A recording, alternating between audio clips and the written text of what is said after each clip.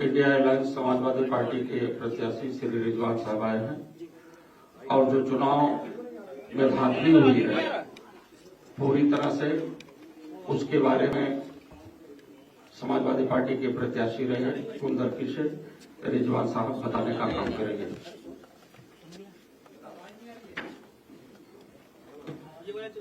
इस पे ऑडियो नहीं आ रहा।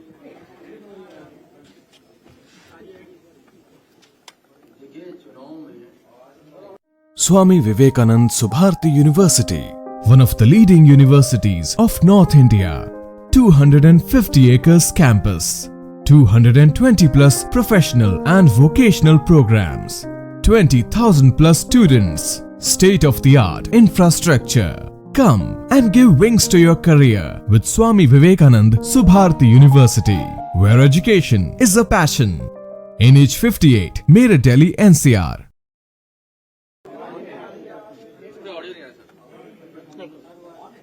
भाई देखिए क्यों आवाज नहीं आ रही है। बोलिए। हेलो, बोलिए। चुनाव में इतने बड़े पैमाने पर धांधली की गई कि हमने अपना सर इस स्पीकर में नहीं आ रही आवाज। इसमें आ रही है। चुनाव में इतने बड़े पैमाने पर धांधली की गई, जिस तरह से पूरे क्षेत्र में 90% लोगों से आप जानकारी करा लीजिए, सर्वे करा लीजिए, ग्राउंड सर्वे रिपोर्ट ले लीजिए कि उनके हाथ पे अगर स्याही लगी हो 90% लोगों के, तो फिर बात नहीं।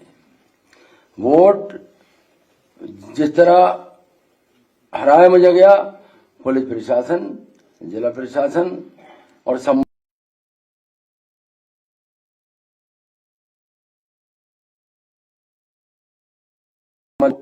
इस तरह अगर चुनाव में वोट पड़ गया होता, आम वोटर का वोट पड़ गया होता, आम मतदाता का वोट पड़ गया होता, तो मैं 1 लाख वोटों से कम चुनाव जीतता, मैं दावे से कह सकता हूं। लेकिन जिस तरह बूथ कैप्चरिंग, जिस तरह धांधली इतने बड़े पैमाने पर हमने कभी सोचा भी नहीं था, देखा भी नहीं था, सुना भी नहीं था। जितना 42 जनता को किया गया, पूरी रात, पूरा दिन और पूरा जो है एक तांडव रचा गया, यही मैं आपसे कहना चाहता हूं। तो बिल्कुल पूरी तरह जो है चुनाव में बड़े पैमाने पर धांधली करके मुझे हराया गया। हाँ, अंदर भी थे।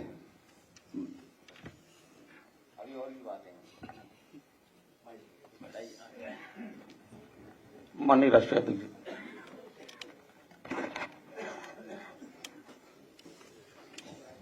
मैं अपने सभी प्रेस के साथियों का बहुत धन्यवाद देना चाहता हूं।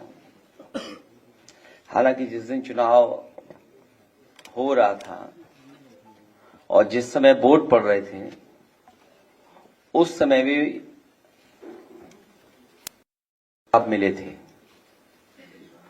बहुत सारे वीडियोस, बहुत सारी जानकारी लगातार मिल रही थी, जिसकी सूचना हम लोग आपको भी दे रहे थे। और आज के समय पर जो सोशल मीडिया, उसके माध्यम से भी चुनाव आयोग और संबंधित अधिकारी तक बात पहुंचा रहे थे। मुझे याद है, मैंने कुंदरकी के अपने समाजवादी पार्टी के प्रत्याशी, उनका वीडियो देखा था। सुबह ही सुबह जब वो निकले हैं वोट डालने, तो उन्हें जानकारी मिल गई कि उनके बूथ के एजेंटों को निकाल दिया गया। पुलिस प्रशासन ने मिलकर के जो व्यवहार किया, और उनकी नियत और मंशा यही थी कि कोई भी समाजवादी पार्टी का एजेंट बूथ पर न रहे। इसलिए जानबूझ करके प्रशासन ने और खासकर पुलिस ने, वो भी निर्देश पर, सभी बूथ एजेंटों को लगभग निकाल दिया गया। और बड़े पैमाने पर जहां समाजवादी पार्टी के समर्थक थे, समाजवादी पार्टी के लोग वोट डालने जाना चाहते थे, जाते उन्हें रोक दिया गया। अगर मान लीजिए रोक दिया गया है वोटर को, तो वोट किसने डाले? अगर उन बूथों पर समाजवादी पार्टी का वोटर नहीं पहुंचा है, हमारे प्रत्याशी के समर्थक नहीं पहुंचे, आखिरकार वोट किसने डाला है? ये बड़ा गंभीर विषय है। और इसके साथ साथ दो तरह की पर्ची होना, लाल मार्क है और एक सामान्य रूप से ये जो पर्ची दी जाती है, ये लाल पर्ची, लाइन वाली पर्ची। उस दिन भी हम लोगों ने कहा था, जिस दिन वोट पड़ रहे थे उस दिन भी इस बात को कहा था कि इस तरह की व्यवस्था कोई प्रशासन ने बनाई है और जिसके कारण इस तरह का भेदभाव किया है। यहां वो साथी बैठे हैं जिनका वोट था लेकिन वोट डालने नहीं पहुंचे। अभी जब विधायक जी अपने तमाम साथियों के साथ यहां आ रहे थे, पुलिस को जानकारी मिल गई, कई गाड़ियां इनकी बंद कर दी गई। सुबह से हम लोग लगातार कोशिश कर रहे हैं कि वो छोड़ दिए जाएं। कोई कारण नहीं है, उन्हें थाने में बैठाया हुआ है, सीतापुर में बैठाया गया। पहले एक थाने में रोका पुलिस ने, न जाने कहां से एसओजी की टीम आई, बैठा लिया उनको, उसके बाद दूसरे थाने में ले जाके बैठा दिया उनको। और इसलिए बैठा दिया कि कम से ये प्रेस से आमना सामना ना हो जाए, क्योंकि उन्हें पता था कि प्रेस होने जा रही है। एक और गंभीर घटना हुई है जिसके बारे में आपको जानकारी होगी, संभल की। सर्वे हो चुका था, चुनाव के चर्चा न हो पाए, हमारी आपकी प्रेस गड़बड़ा जाए, इसलिए जानबूझ करके सुबह सर्वे की टीम भेजी है, जिससे माहौल खराब हो जाए, कोई चुनाव पर चर्चा न कर सके। और जो जानकारी मिल रही है उसमें जानकारी है कि कई लोगों को चोट पहुंची है, कई लोग घायल हैं और एक नौजवान नईम, उसकी जान चली गई है। आखिरकार जब सर्वे हो चुका था मस्जिद का, तो दोबारा सर्वे क्यों करा ये सरकार, और वो भी सुबह और बिना तैयारी के। कानूनी और कोर्ट के जो प्रोसीजर, उसमें मैं नहीं जाना चाहता हूं कि दूसरे पक्ष की सुनवाई ही नहीं है, कोई सुनने वाला नहीं है दूसरे पक्ष को। और ये जानबूझ के इसलिए किया है कि आज किस बात पे चर्चा हो, किस इमोशन पे चर्चा हो, ये जानबूझ करके सरकार ने कराया है। ये जो संभल में हुआ है, बीजेपी सरकार, प्रशासन, सब ने मिलकर कराया, जिससे कि चुनाव के धांधली पर, चुनाव की बेईमानी पर चर्चा न हो सके।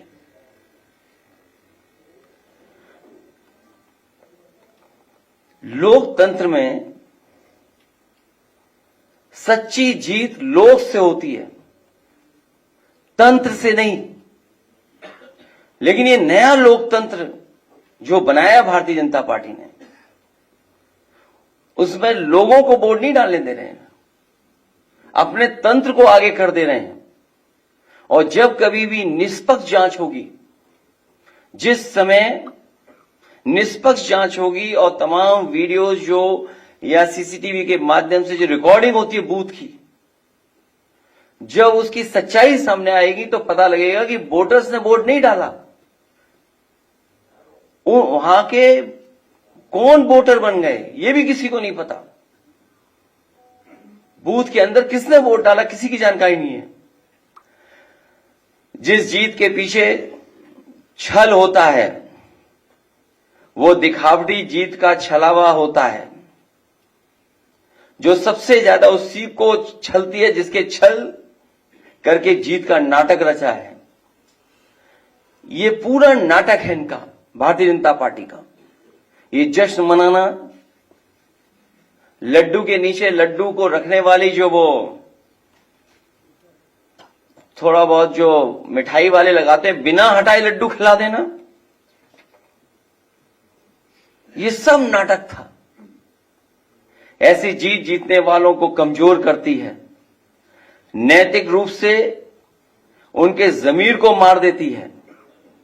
बिना जमीर के जीने वाले अंदर से खोखले होते हैं। ऐसे लोग सबके सामने अपने को ताकतवर दिखाने की कोशिश करते हैं, लेकिन अकेले में आईने में अपना मुंह देखने से भी डरते हैं। भाजपा का हारने का डर तो उसी दिन साबित हो गया था जिस दिन उसने पीडीए के अधिकारी कर्मचारियों को चुनाव से हटा दिया था, जिससे इनके अपने लोग वहां सेट किए जा सकें और धांधली की गवाही देने वाला कोई न हो। हमने तो भाजपा की बदनीयत को समझकर तब ही विरोध किया था, लेकिन जब शासन प्रशासन ही दुशासन बन जाए तो लोकतंत्र के चीरहरण को कौन रोक सकता है। ये बेईमानी कोई नई नहीं है इनकी। चुनाव में धांधली करना और धांधली का परिणाम हमने सबने कैमरे पे देखा था, तो एक विधायक को भी अपमानित होना पड़ा था और इनकी धांधली सीसीटीवी की वजह से चंडीगढ़ में पकड़ी भी गई थी। जिनकी उंगलियों पर निशान नहीं है उनके भी वोट डाले गए हैं। ये विधायक जी बैठे हैं, वो जानते होंगे, इनकी विधानसभा में बड़े पैमाने पर लोग हैं जिनकी उंगलियों पे किसी के निशान नहीं है, लेकिन सुनने में आ रहा है कि उनका वोट डल गया है। जिनकी उंगलियों पर निशान नहीं है उनके भी वोट डाले गए हैं। चुनाव आयोग अपने दस्तावेजों में देखे कि जिनका नाम दर्ज है वो बूथ तक पहुंचे भी या नहीं। जिस समय ये जांच होगी कि लोग बूथ तक पहुंचे कि नहीं पहुंचे हैं, दूध का दूध पानी का पानी हो जाएगा। अगर ईवीएम की कोई फॉरेंसिक जांच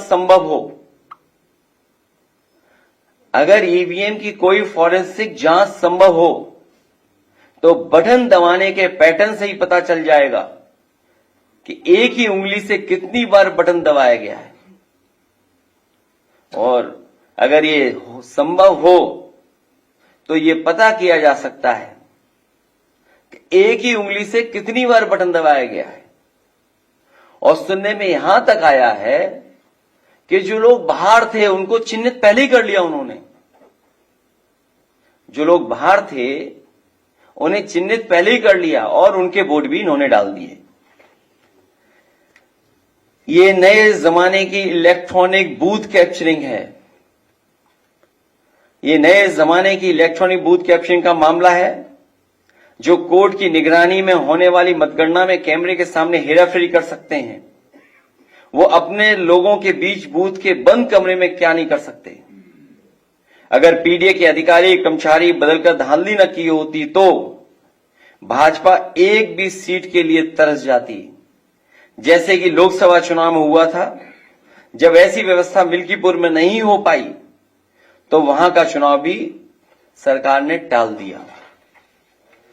और धांधली करने के लिए ही, और इस बात की भनक जब पड़ गई सरकार को कि जो लोग छुट्टी पे आए हैं वो लोग भी भारतीय जनता पार्टी के खिलाफ मतदान कर करके जाएंगे, तो इन्होंने चुनाव की तारीखें बदल दी थी। एक देश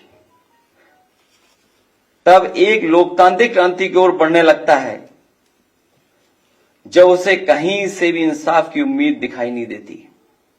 महंगाई, बेरोजगारी, बेकारी और चुनावी धांधली से आक्रोशित समाज एक सीमा तक ही सहता है। इतनी सी बात तो अनपढ़ भी समझता है कि पेट की आग कभी भी उसको नहीं जिता सकती जिसने रोटी छीनी हो और जिसने रोजगार छीना हो। भाजपा ने रोजी रोटी, मान सम्मान, सौहार्द, भाईचारा सब छीन लिया है। भाजपा संविधान से लेकर के आरक्षण तक सबको खत्म करने पर उतारू है। ऐसे में भला उसे वोट कौन देगा। चुनाव के दिन जब निहत्थों पर बंदूक तानी गई थी तो भाजपा की कमजोरी सारी दुनिया के सामने आ गई। एक साहसी महिला ने जिस समय अपना वोट देने के अधिकार का कागज बंदूक के सामने तान दिया, भाजपा उसी समय हमेशा के लिए हार गई थी। लोकतंत्र में ऐसा तमाशा आज तक किसी ने नहीं मारा जिसकी गूंज भाजपाइयों को रात में सोने नहीं देगी। सत्ता की भूख ने तो भाजपा को पहले ही बीमार बना दिया था, अब तो वो सो भी नहीं पाएंगी। हमें तो भाजपा के लोगों पर अब तरस आता है, लेकिन जनता कह रही है ये वो लोग नहीं जिन पर तरस किया जाए। भाजपा सोच रही है कि इन परिणामों से पीडीए हताश होगा, तो वो गलत सोच रही है। अन्याय और उत्पीड़न लोगों तो तोड़ता नहीं बल्कि जोड़ता है लोगों को। उत्पीड़न और अन्याय कभी भी लोगों को तोड़ता नहीं है, जोड़ने का काम करता है। हमने पहले भी कहा कि आज फिर कह रहे हैं, सदियों से पीडीए समाज का जो उत्पीड़न और अपमान प्रभुत्ववादियों ने किया है, उसका दर्द पीडीए ही समझ सकता है। पीडीए दर्द का रिश्ता है, यही दर्द पीडीए को लगातार जोड़ रहा है। ये एकता ही भाजपा की चिंता का सबसे बड़ा विषय बना हुआ है। क्या पीडीए एक क्यों है, पीडीए एक साथ क्यों खड़ा है? भाजपा की बुनियाद हिल चुकी है। एक बार सोच के देखिए, भाजपा को भला वोट कौन दे रहा है? क्या वो गरीब जो महंगाई का मारा है, या वो पिछड़ा दलित अल्पसंख्यक के आदिवासी जिसका भाजपा राज में लगातार शोषण हो रहा है, जिसका आरक्षण मारा जा रहा है, या वो किसान जिसको खाद नहीं मिल पा रही है, या जिसकी फसल छुट्टा पशु खा जा रहा है, या जिसकी फसल की कीमत उसे नहीं मिल रही है, या वो मजदूर जिसे बेकारी के कारण मजदूरी नहीं मिल रही है, या वो दुकानदार जो मंदी का मारा है, या वो कारोबारी व्यापारी जो भ्रष्ट जीएसटी और भाजपाई चंदे की रसीद काटने वालों से परेशान है, या वो महिला जो यूनिवर्सिटी कैंपस तक में सुरक्षित नहीं है, या वो सरकारी कर्मचारी जिनके ऊपर भ्रष्टाचार करने का दबाव है, या जिनकी पुरानी पेंशन तक छीन ली गई, या वो पत्रकार जिनको निर्वस्त्र करके पीटा जा रहा है, या वो जो नौकरी के लिए धरने पर बैठे थे, चाहे 69,000 शिक्षक भर्ती का मामला हो, या पुलिस का हो, या अग्निवीर भर्ती का हो, या जज की परीक्षा में कॉपी बदलने का, या परीक्षा में पेपर लीक का, रद्द होने का, या कोर्ट में रिजल्ट फंस जाने वालों का। इन सब बातों से लाखों निराश युवा हैं और उनके हताश परिवार के करोड़ों लोग अब भी सरकार के विरोध में खड़े हैं। सच तो यह है, भाजपा को 5% लोग भी वोट नहीं दे रहे हैं। इनकी जीत में वोट की कोई भूमिका ही नहीं है। ये तंत्र की हेराफेरी से जीतने वाले लोग हैं और वोट को लूटने वाले लोग हैं। इसलिए ये चुनाव निष्पक्ष नहीं था। ये बेईमानी से और वोट को लूट करके चुनाव जीता गया है।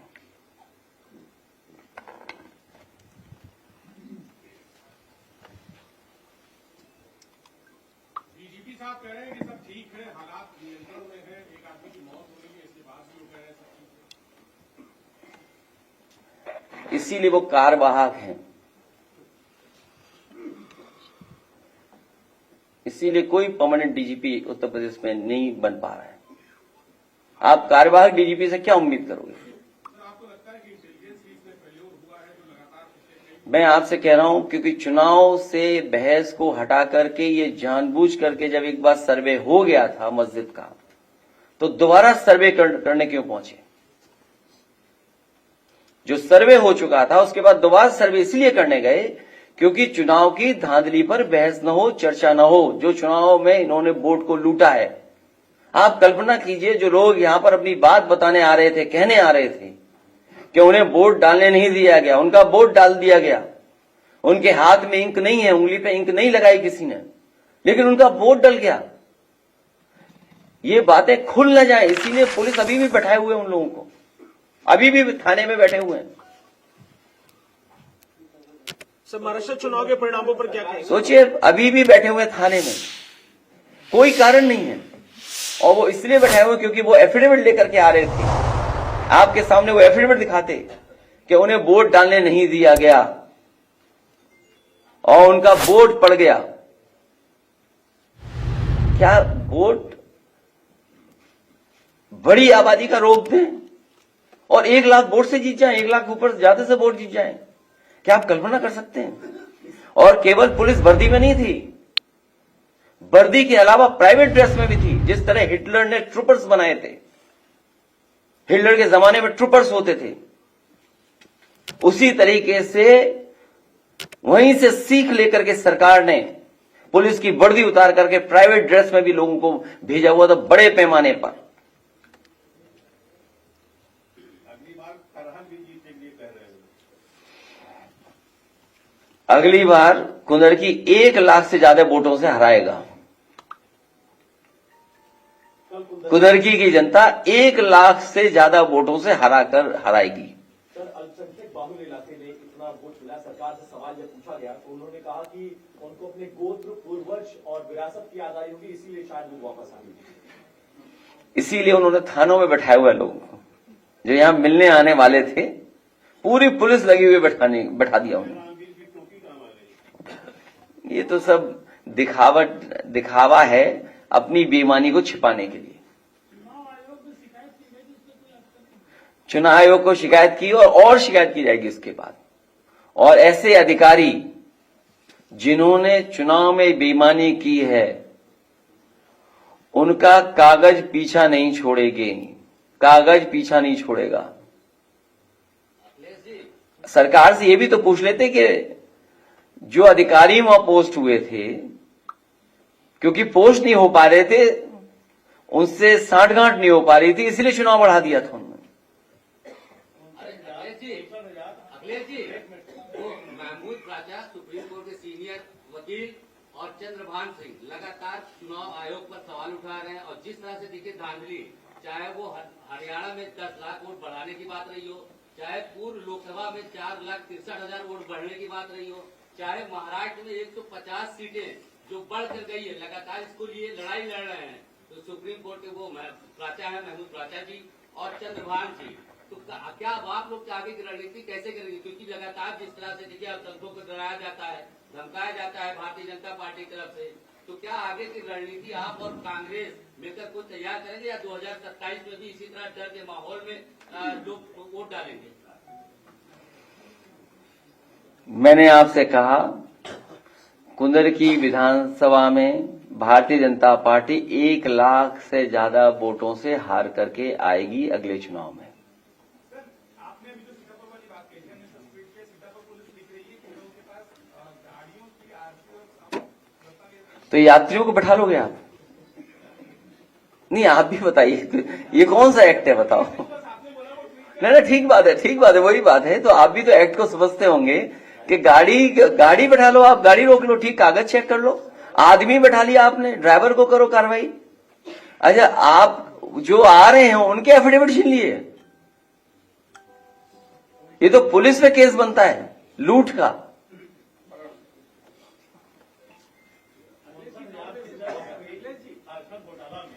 आपने कई बार अनुरोध किया और हाईकोर्ट के आदेश के बाद सरकार के कान में जो लेने थे, उसके बाद भी चुनाव में अस्पष्ट बहुमत, महाराष्ट्र में आखिर एक मामला क्या है समझ में मुझे भी नहीं आता। ऐसी स्ट्राइक रेट कभी देखी है आपने जो बीजेपी की स्ट्राइक रेट इस बार दिखाई दी है चुनाव में? अभी तक के चुनावों में किसी भी पॉलिटिकल पार्टी की ऐसी स्ट्राइक रेट देखी है आपने?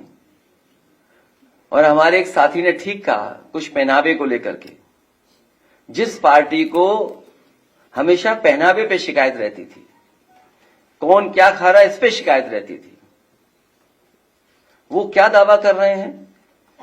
और सच्चाई तो यह है कि इन्हें बूथ तक नहीं पहुंचने दिया। इनकी उंगलियों पे निशानी नहीं है। चंडीगढ़ में आपने धांधली नहीं देखी, सीसीटीवी नहीं होता अगर, तो क्या वो आईएएस अधिकारी पकड़ा जाता? इसीलिए मैंने कहा कि नए तरह की ये इलेक्ट्रॉनिक वोटिंग मशीन से लूट और बूथ कैप्चरिंग है। आपको पहुंचने ही नहीं देंगे वहां तक। जो सीटों पर वोट डाला है, कितने संघर्ष के बाद वोट डाला है कार्यकर्ताओं ने। मैं बधाई देना चाहता हूं अपने कार्यकर्ता और जो मतदाता जो वोट डालने गए हैं, कितने संघर्षों के बाद भी वो बूथ तक पहुंचे और वोट डाल करके आए। क्या बीजेपी के किसी कार्यकर्ताओं को रोका गया? ये उनकी स्ट्रेटेजी थी। आप एक एक बूथ उठा के देख लीजिए बीजेपी का, उन्होंने बूथ कैप्चर करके 90% से ज्यादा वोट डाल लिया अपने बूथ पर।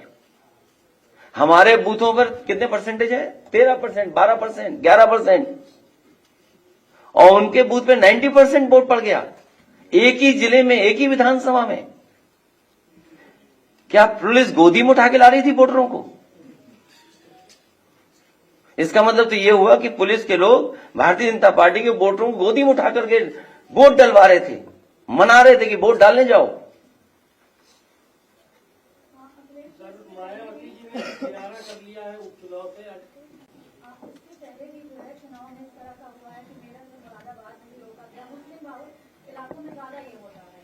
21 में जब ब्लॉक प्रमुख वाला चुनाव हुआ तो एक महिला की साड़ी खींची गई थी, तो उसको लेकर के विपक्ष क्यों नहीं कोई स्ट्रैटेजी बना पा रही है? क्योंकि ये तो लगातार लोकतंत्र का हनन कर रहा है और आप लोग अभी 24 की स्ट्रेटेजी नहीं देखी, वही हार अभी तक स्वीकार नहीं कर पा रही बीजेपी। लेकिन सर अब तो जो बंदूक की नोक पर जो है वो रोका जा रहा है ना। इसके लिए स्ट्रेटेजी भी बनेगी, तरीका भी बनेगा। इसीलिए मैंने कहा जिन अधिकारियों ने धांधली की है, कागज उनका पीछा नहीं छोड़ेगा।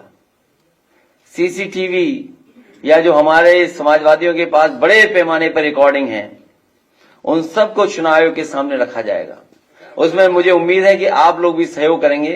समय समय पर आप भी समाजवादी पार्टी का सहयोग करें लोकतंत्र मजबूत करने के लिए। उन वीडियोस को जरूर चलाएं आप लोग भी।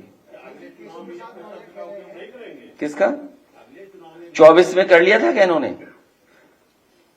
अभी तक अयोध्या की हार से नहीं उभर पाएंगे लोग, सच्चाई तो ये है।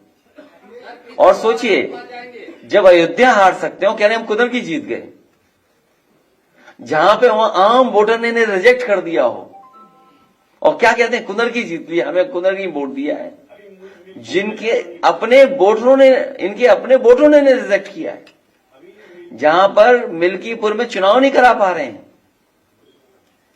इसीलिए मैंने कहा कि अगर फॉरेंसिक लैब में ये बात चेक हो जाए कि ईवीएम की मशीन के बटन किसने दबाए हैं, तो आप पाएंगे कि एक ही व्यक्ति बटन दबा रहा होगा। अब बात बहस आगे नहीं करिए। हमारा व्यू पॉइंट लोकसभा में मैं बोल चुका हूं, वही हमारा है जो मैं लोकसभा में बोल चुका हूं।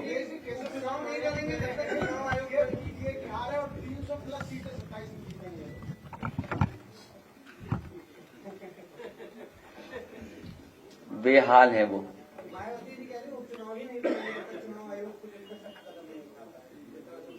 अब उपचुनाव हो गई नहीं, अब उपचुनाव कोई होगा ही नहीं, एक होगा बस। सर महाराष्ट्र और झारखंड चुनाव परिणामों पर क्या कहेंगे सर?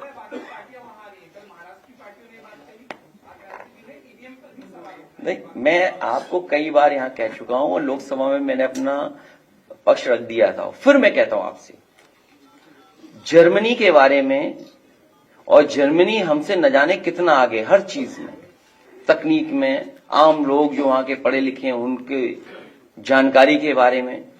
और जब दुनिया का सबसे बड़ा उद्योगपति भी सवाल उठा रहा है, जो इसी क्षेत्र का सबसे ज्यादा जानकार है, अभी जिनका डिप्टी सीएम का आपने नाम लिया, वो क्या जानते होंगे ये इलेक्ट्रॉनिक के बारे में?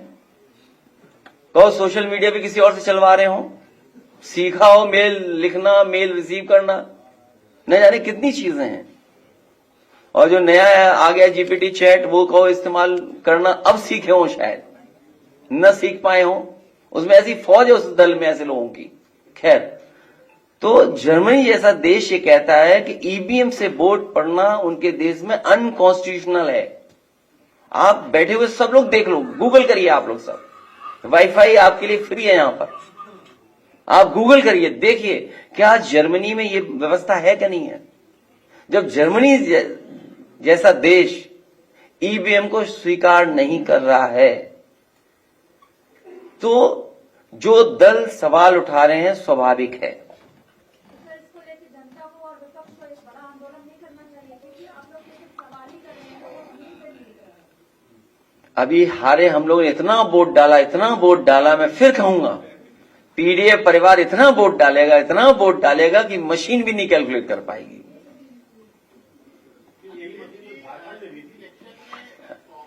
कभी कभी कुछ छोड़ देते हैं कुछ लोग। देखिए, मैं इस पे बहस में नहीं उलझना चाहता हूं कि कहाँ क्या है। हमारा एकदम क्लियर है उसमें व्यू पॉइंट कि हम इसके खिलाफ हैं, इस व्यवस्था के खिलाफ है। अखिलेश जी, जिस चुनाव आयोग ने निष्पक्ष चुनाव नहीं करा पाया, तो क्या लगता है आप इतनी चीजें लेके जाएंगे, सीसीटीवी फुटेज? हमें व्यवस्था पे, सिस्टम को तो स्ट्रेंथन करना हमारी आपकी दोनों जिम्मेदारी है। राजीव कुमार के ऊपर लगातार आरोप लग रहा है, कई बार देखिए कई सीनियर लीडरों ने देखिए, बताया। ये पक्ष आपका ठीक है, लेकिन हमें और आपको जब मौका मिले इंस्टीट्यूशन कैसे बेहतर हो, इंस्टीट्यूशन को कैसे स्ट्रेंथन करना, ये काम करना पड़ेगा। और उस इंस्टीट्यूशन में जो खराब लोग हैं उन्हें समय समय पे कटघरे में खड़ा करना पड़ेगा। अखिलेश जी, आपको ये नहीं लगता है कि कांग्रेस को भी इसमें टिकट अगर एक दो दी जाती है तो ज्यादा उपयोग होता है? आपकी किसी कांग्रेस के बड़े नेता से बात हुई क्या? तब ठीक है, तो उनसे पूछ लेते मांगी क्यों नहीं। तो उन्हें तो पता है हमने दी थी सीटें। अगर ये बताओ, सबको बता दो अगर आप बातचीत हुई है तो, कौन कौन सी सीट दी थी मैंने। नहीं, जब आपकी बात हुई है, सब जानकारी है आपको, फिर हमसे क्यों पूछ रहे हो? हमने तो सीट दी थी उन्हें। चलिए, बहुत धन्यवाद आपका, बहुत धन्यवाद।